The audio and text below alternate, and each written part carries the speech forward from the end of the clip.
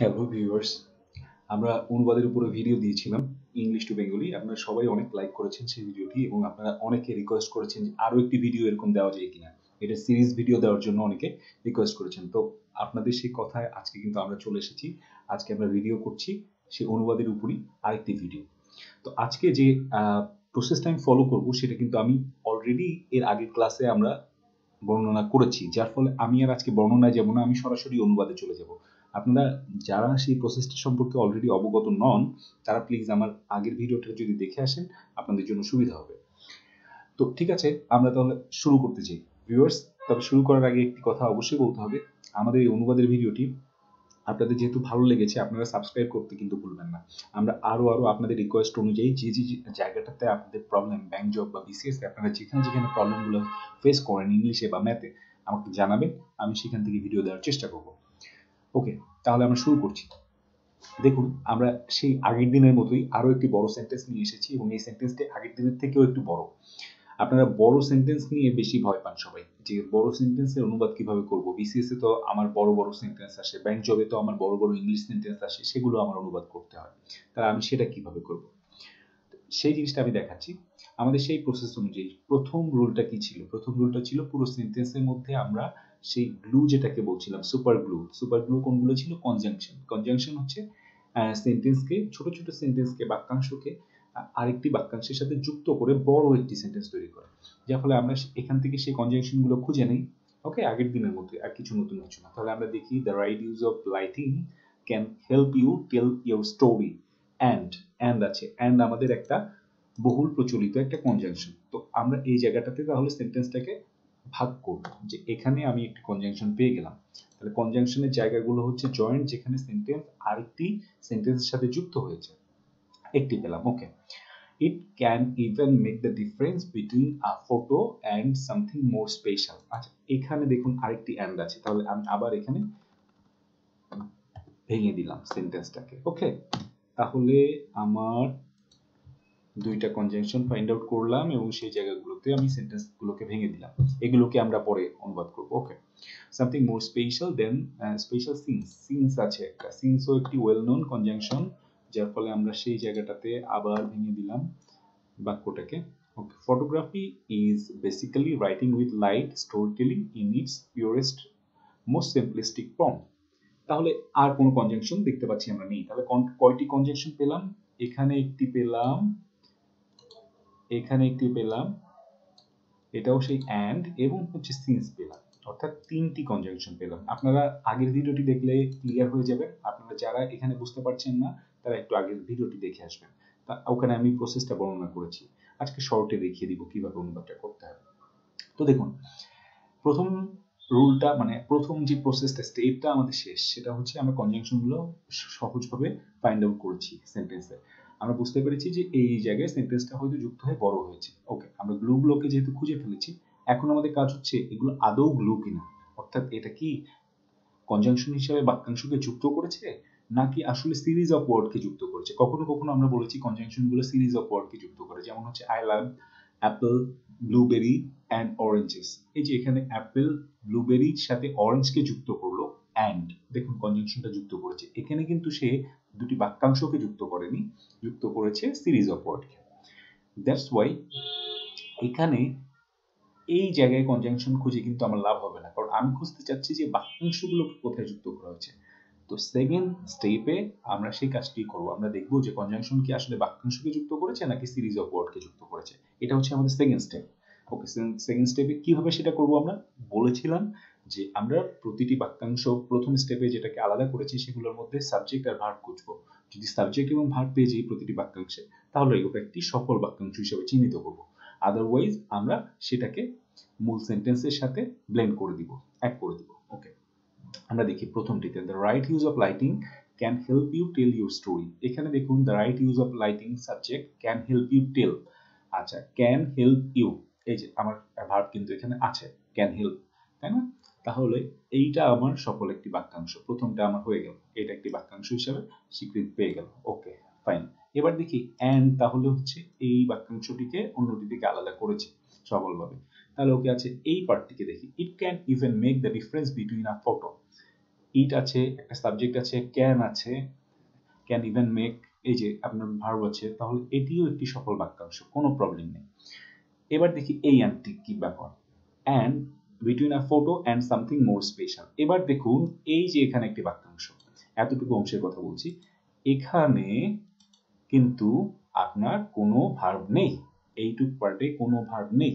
তার মানে আমরা কি বুঝতে পারছি, এটা আসলে একটি সিরিজ অফ ওয়ার্ড। ওই যে আমি যে উদাহরণটা দিয়েছিলাম, I love blueberry, Apple and oranges, ওরকম সিরিজ অফ ওয়ার্ডের সাথে যুক্ত করেছি। তাহলে সিরিজ অফ ওয়ার্ডটা কোনটা আমরা দেখি, it can even make the difference between a photo and something more special, অর্থাৎ ফটো এবং সামথিং মোর স্পেশালের মধ্যে যুক্ত করেছে হচ্ছে অ্যান্ড। তাহলে এটা আসলে বাক্যাংশকে যুক্ত করেনি, এটা সিরিজ অফ ওয়ার্ডকে যুক্ত করেছে।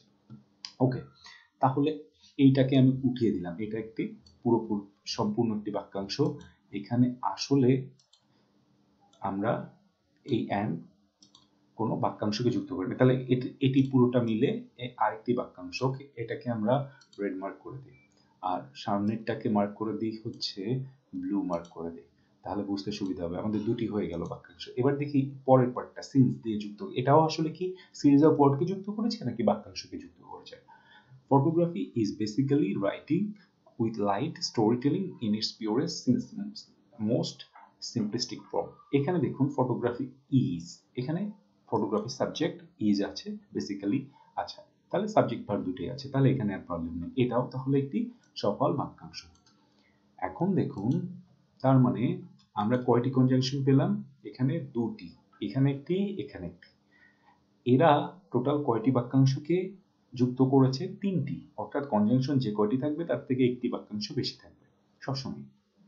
আচ্ছা, তাহলে তিনটি বাক্যাংশকে যুক্ত করেছে, এটাকে কি অন্য মার্ক করে দিব, দিই অন্য মার্ক, সবুজ মার্ক করে দিলাম। তিনটি বাক্যাংশ, এখন আমরা এই তিনটিকে সহজভাবে অনুবাদ করব। আমরা অনুবাদের সময় আমাদের সেকেন্ড স্টেপও শেষ, তাহলে এবার থার্ড স্টেপ। আমরা থার্ড স্টেপে কি বলেছিলাম, থার্ড স্টেপে বলেছিলাম যে হচ্ছে প্রথমে ইংরেজি বাক্যে যেমন বসে হচ্ছে সাবজেক্ট, তারপরে বসে ভার্ব, তারপরে বসে অবজেক্ট। বাংলা বাক্যে শুরুতে বসে কে, শুরুতে বসে সেই সাবজেক্টই বসে, কিন্তু বাংলা বাক্যে সাবজেক্টের পরে কে বসে, পরে বসে বাকি অংশটা, আর শেষে যে বসে হচ্ছে ভার্ব। ভার্বটা, এটা হচ্ছে বাংলা এবং ইংরেজির মধ্যে পার্থক্য। ইংরেজিতে বাক্যের পরে মানে সাবজেক্টের পরেই ভার্বটা বসে, আর বাংলাতে ভার্বটা বসে শেষে, সাবজেক্ট কিন্তু শুরুতেই থাকে দুটোতে, ইংরেজি এবং বাংলায়। তাহলে আমরা সেই কাজটি করে ফেলি এখন। তাহলে এখানে সাবজেক্টটা কি, the right use of lighting. Right use of lighting এর বাংলাটা কি আসে, লাইটিং মানে হচ্ছে আলোকপাত করা বা আলো, হ্যাঁ, লাইট মানে তো আলো, আর লাইটিং বলতে আমরা এই যে ক্যামেরার ক্ষেত্রে বা সিনেমার ক্ষেত্রে লাইটিং বলতে বুঝি আলোকপাত। তাহলে the right use of lighting হচ্ছে এখানে সাবজেক্ট। এখন এটার বাংলা করলে কি আসে, আলোকপাতের সঠিক ব্যবহার, তাই তো, আলোকপাতের সঠিক ব্যবহার আমি লিখে ফেললাম। Can help you tell your story, তার মানে কি, can help you tell your story, তাহলে কোন পার্টটা আগে আসবে, ক্যান হেল্প হচ্ছে এখানে ভার্ব, তাহলে এটা শেষে যাবে ইউর টেল ইউর স্টোরি। আচ্ছা, তার মানে কি, আপনার গল্প বলতে, ক্যান হেল্প ইউ মানে কি, সাহায্য করে, তাই তো, সাহায্য করে। বুঝতে পারলেন কত সহজে প্রথম পার্টটি করে ফেললাম। এবার মাঝখানে যে আপনার কনজাংশনটি আছে সেটা অনুবাদ করে ফেলুন, এবং যেমন, আচ্ছা সরি, এখানে এবং, হ্যাঁ, এবং আছে। এবার বাকি পার্টটুকু এই যে একইভাবে এই পার্টটুকু আমি এই ভিডিওটি শর্ট করতে যাচ্ছি, যার জন্য আর খুব ব্যাখ্যা যাচ্ছে না। আগের ভিডিওটিতে আমি ব্যাখ্যা করেছি প্রতিটাই, আপনারা একটু ফলো করবেন আগের ভিডিওটি। Okay, it can even make the difference between a photo and something more special. তার মানে কি দাঁড়াচ্ছে, ইট ক্যান ইভেন, ইট হচ্ছে এখানে সাবজেক্ট, তাহলে এবং ইটের বাংলা আমরা কি বলবো, এটা বা ইহা বলি, আমরা যেটা বলি, আমরা পরে যে দেখবো আসলে সেন্টেন্সে এটা নেয় নাকি ইহা নেয়, ঠিক আছে। এখানে অটো সাজেশন চলে আসছে, আচ্ছা আমি একটু চেঞ্জ করে নিই, এটা বা ইহা হতে পারে, ইহা সাধারণত ইউজ করা হয় না, তো আমরা এখনই বাদ দিয়ে দিতে পারি, তারপর আমরা পরে বাদ দিব। ওকে, এই can even make, can even make এতটুকু তো আমার হচ্ছে ভার্ব, তাহলে ভার্ব যেহেতু এটাকে আমি পরে রাখি, বাকি অংশটুকু নিয়ে আসি। ঠিক আছে, ইহা কি, the difference between photo and something more special. আচ্ছা, তার মানে ডিফারেন্স বলতে বোঝায় পার্থক্য। কিসের পার্থক্য? Photo and something more special. এখানে একটি ব্যাপার ব্যাখ্যা করি। ভার্বের পর থেকে যে জিনিস যত দূরে, সেই জিনিসের বাংলা আমরা করব তত আগে। তো এখানে সব থেকে দূরে কে? Between photo and something more special. আবার দেখুন, photo and something more special, এটাকে আবার মনে করবেন না যে সামথিং মোর স্পেশালকে আগে করতে হবে। যেমন হচ্ছে ওই উদাহরণটাই নিয়ে আসেন, I love Apple, oranges and blueberries. আপনি যখন অনুবাদ করেন তখন কি বলেন যে আমি ব্লুবেরিজ, অরেঞ্জ এবং আপেল পছন্দ করি, তা তো করি না। ওই সিরিজ অফ ওয়ার্ড কিন্তু ওই সিরিয়ালে থাকে। সিরিজ অফ ওয়ার্ড বাইরে বলছি, যে ভার্ব থেকে যে যত দূরে থাকবে যে ওয়ার্ডটা, আদার দেন সিরিজ অফ ওয়ার্ডস, সে তত আগে চলে আসবে। তাহলে এক্ষেত্রে হচ্ছে a photo and something more special, এই দুটো হচ্ছে সিরিজ অফ ওয়ার্ড ধরতে পারেন। তাহলে এই দুটোকে যে সিরিয়াল আছে সেই সিরিয়ালে অনুবাদ করব। তাহলে কি আসছে? ইহা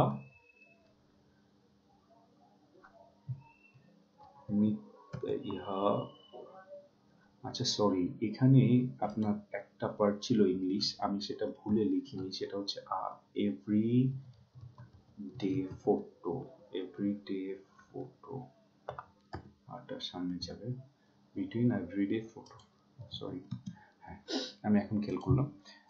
ওকে, between everyday photo and something more special, তার মানে হচ্ছে প্রতিদিনকার বা নিত্যদিনকার যে ফটোগুলো, সেগুলোর সাথে স্পেশাল বিশেষ কোনো ফটোর ডিফারেন্সটা তৈরি করে কে?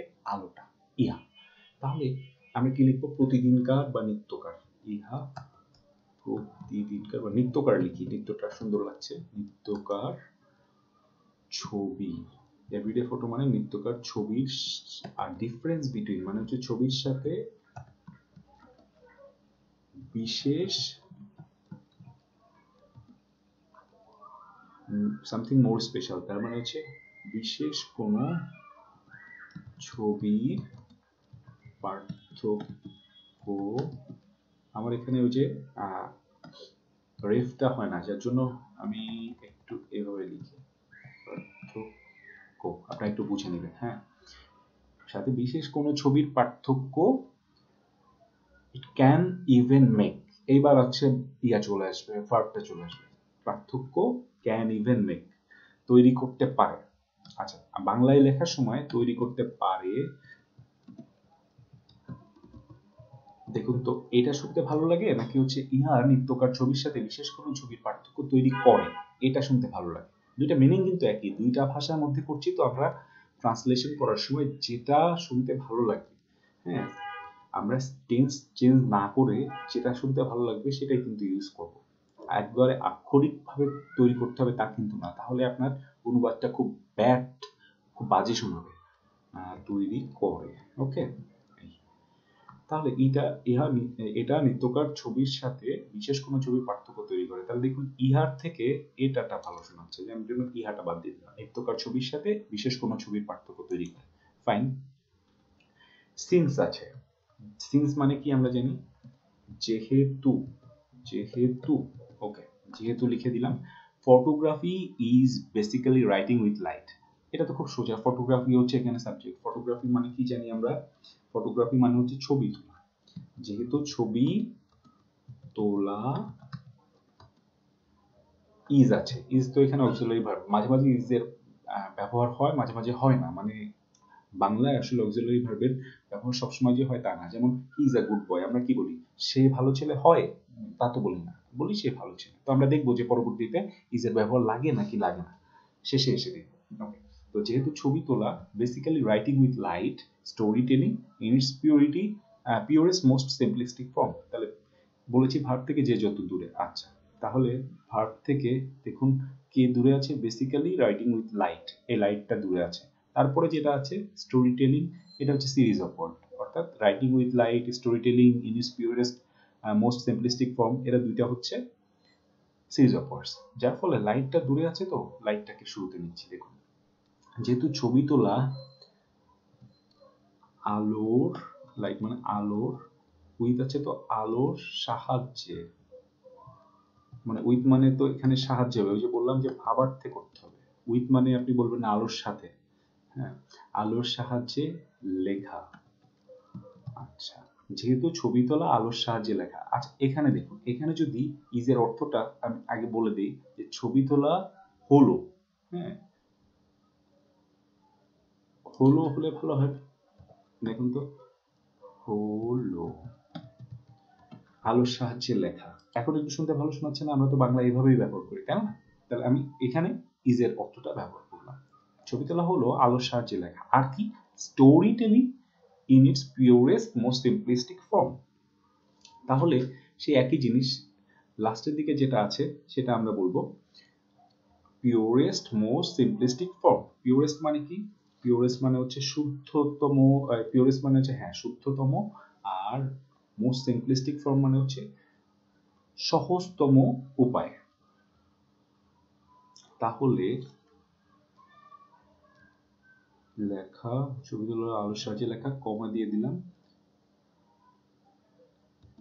সহজ শুদ্ধতম, ও লাগাই দিও, ও সহজতম উপায়ে গল্প বলা। আচ্ছা দেখুন তো, তৈরি হয়ে গেল। আলোকপাতে সঠিক ব্যবহার আপনার গল্প বলতে সাহায্য করে এবং এটা নিত্যকার ছবির সাথে বিশেষ কোনো ছবির পার্থক্য তৈরি করে। যেহেতু ছবি তোলা হলো আলোর সাহায্যে লেখা, শুদ্ধতম সহজতম উপায়ে গল্প বলা। এবার এটাকে আপনি এডিট করে আবার একটু সুন্দর করে ফেলতে পারেন, যে বাংলায় আমরা যেভাবে কথা বলি সেভাবে আপনি তৈরি করে ফেলতে পারেন। কিভাবে? দেখুন যে আলোকপাতে সঠিক ব্যবহার আপনার গল্প বলতে সাহায্য করে। আপনার আসলে এখানে বাংলায় দরকার নেই, ইংরেজিতে এই ওয়ার্ডটা দরকার ছিল, বাংলায় কিন্তু এটা সুন্দর আসবে। দেখুন, আলোকপাতের সঠিক ব্যবহার আপনাকে, আপনি যদি এখানে লিখেন যে আপনাকে গল্প বলতে সাহায্য করে এবং এটা নিত্যকার ছবির সাথে বিশেষ কোনো ছবির পার্থক্য তৈরি করে। যেহেতু ছবি তোলা হলো আলোর সাহায্যে লেখা, শুদ্ধতম সহজতম উপায়ে গল্প বলা। এই যে কমার বদলে আপনি বাংলাতে যদি এবং লাগিয়ে দেন, দেখুন জিনিসটা সুন্দর লাগবে। বাট ছবি তোলা হলো আলোর সাহায্যে লেখা এবং শুদ্ধতম সহজতম উপায়ে গল্প বলা। এবার সুন্দর লাগছে না? এটাই হচ্ছে জাস্ট অনুবাদ। অনুবাদে আপনি খুব স্ট্রিক্ট থাকবেন না যে এখানে যে কমা আছে আমার কমাই রাখতে হবে, এখানে যে অর্থ আছে উইথ মানে আমার সাথেই রাখতে হবে।